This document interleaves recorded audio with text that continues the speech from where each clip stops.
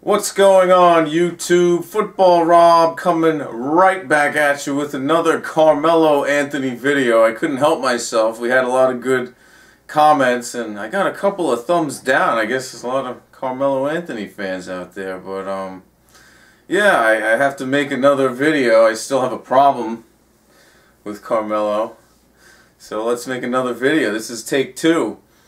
You know, basically, as we sit here today with 1-1 series tied in the second round against the Indiana Pacers, you know, it's pretty obvious that Carmelo Anthony is in a shooting slump, shooting under 40% in 8 games so far in the playoffs, and in the regular season he shot 45%. So obviously something's wrong. And what seems to be the problem, that he can't shoot over 40%. I mean, a talented all-star, leading scorer caliber guy, 8 games into the playoffs, should be shooting a lot better than 39%. I mean, that's just atrocious, especially for a 6'8" forward. It's not like he's Allen Iverson and, you know, he's 5'11", you know. He's a 6'8" dude, and he should be able to shoot a lot better from the field. So, like, what's the problem?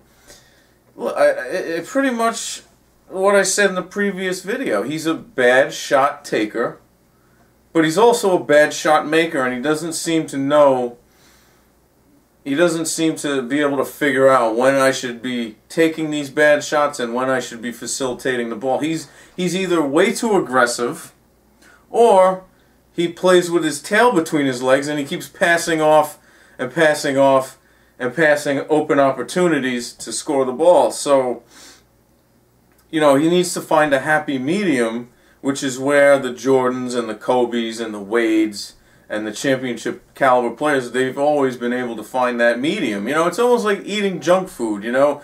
If you eat a Big Mac once every 3 weeks, it's not a big deal. But if you eat consistently, just eat Big Mac, Big Mac, Big Mac every single day, you're going to be a fat slob, and that's the way it is. So the same thing is true in basketball. You can take a bad shot here and there. I don't mind if he pulls up 17-foot contested jump shot with a hand in his face. I don't mind that, because he's talented. He can make those shots. But then when it's a 17-foot fadeaway jump shot with 2 hands in his face, you've made a tough shot an impossible shot. And if you take 10 of those shots, you're probably only going to hit 2. And I'm sure the Indiana Pacers defense is like, hey, you're going to shoot 2 out of 10? We're going to win this game. Go ahead. Go ahead, buddy. Take all those shots. And then the other thing that I noticed about Carmelo Anthony is that when he takes a bad shot and he makes it, that's just like the death of me. For example, when Carmelo Anthony, and I know you Knicks fans know what I'm talking about. You've been watching it for a few years now. You know exactly what I'm talking about. He'll pull up from 32 feet away, and he'll pull up and he'll shoot a 3-point shot that's like 7 feet beyond the 3-point line. And it goes in, right? As all the Knicks fans start cheering, woo! You know what I do? I do this.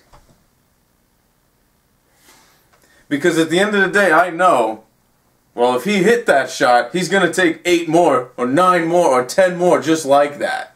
He's going to pull up, and he's going to get drunk from downtown. He's just going to go haywire because he hit 1. It's almost like a gambler. If you win 1 hand of blackjack, you're feeling so good you're going to play like another 10 hands, and it's only a matter of time before you get blown out.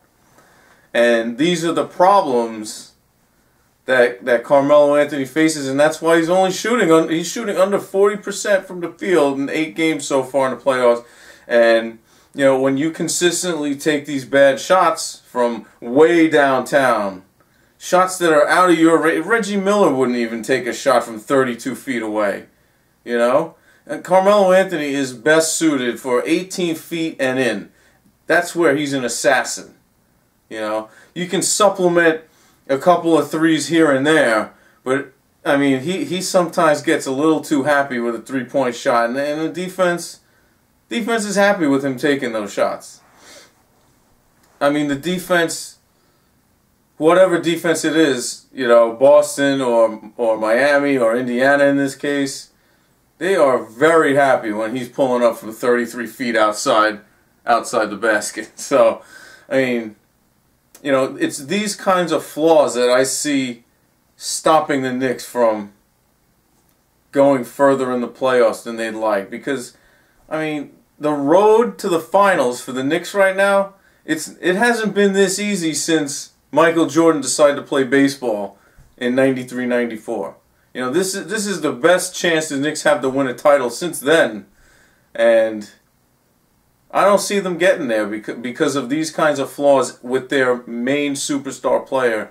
And when you compare Carmelo Anthony to the Durants, to the Wades, to the Kobes, to the Dirk Nowitzkis, they don't take these kinds of bad shots consistently. They'll mix and match. They'll take a couple of bad shots because they're talented and they can get away with it, but they don't take this many bad shots in this high a volume, and it spells doom for the Knicks. So, I want you guys to keep commenting, subscribe to the videos. Let's keep this dialogue going.